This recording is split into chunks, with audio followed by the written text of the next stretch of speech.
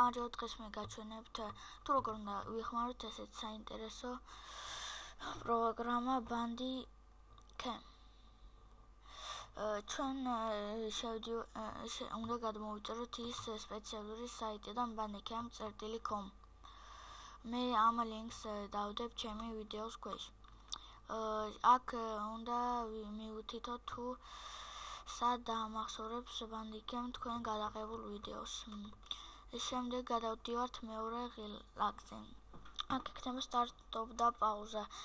F12-ზე ჩემთან აყენია თუ რომელი ღილაკით უნდა ჩავთოთ ჩემი ვიდეო. პაუზა კი არის ჩემთან F8-ზე.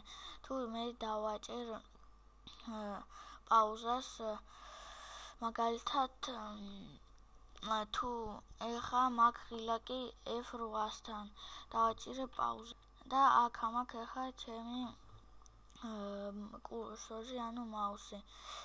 ეს დიდადაც არ გამოჩნდა ეს პაუზა. თუ გვექნება ერთ ადგილას, მაგალითად ესე, პაუზა თითქმის არ გამოჩნდება, რადგანაც არაფერი არ შეცვლილა ჩვენთან. ამიტომაც ჩვენ ეს თითქმის არ დაგჭირდება. გინდათ გამოვცეთ, გინდათ ჩართეთ. შემდეგ გადავწევთ მესამე ღილაკზე. აქ იქნება ესეთი ღილაკი. F11-ზე მე მიყენია თუ რომელი კნოპკით გადავიღებთ ჩვენ ფოტოს. ჩემთანაც დამახსოვრა ეს ფოტო, სადაც მაქვს მაუსი, მაგრამ თუ ჩვენ ჩავსვათ აქა ღილაკს, მაშინ როცა გადავიღებთ ფოტოს, ჩემი მაუსი არ გამოჩნდება არსად. შემდეგ ჩვენ შეგვიძლია ეს ფოტოები წავშალოთ თუ არ გჭირდებათ.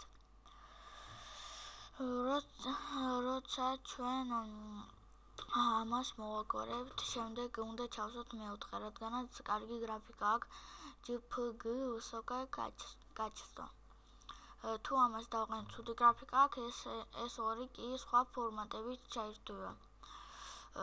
ეხა გადავიდეთ მეოთხე ღილაკზე. მეოთხე ღილაკზე თითქმის არაფერი არ უნდა შევცვალოთ, უბრალოდ არაფერი არ უნდა შევცვალოთ, რადგანაც აქ მარტო წერია, რომ ინფორმაცია ლიცენზიაზე. თქვენ შეგიძლიათ არ იყიდოთ ლიცენზია, რადგანაც მაინც ყველაფერი მუშაობს, არ გირჩევთ. შემდეგ და ბოლო რომ გადაიღოს, აქ თუ ჩვენ რო გადავიღოთ, აქ რომ ამოგვიგდოს ერთი რამ, უნდა დავაჭიროთ ამ ღილაკს და მეორეს. შემდეგ ამოგვიგდებს, როცა ჩავთავთ Bandicam-ს ესეცაც. აქ თუ დავაჭირეთ,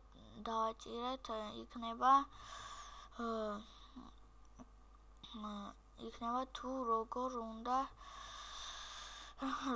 რამხელა ეკრანით იქნება გადაღებული ჩვენი ვიდეო. ყველას ნახვამდის, უყურეთ ჩემ ვიდეოებს და ყოველთვის ნახეთ როგორ უნდა გამოიყვანოს სხვადასხვა პროგრამები. ნახვამდის.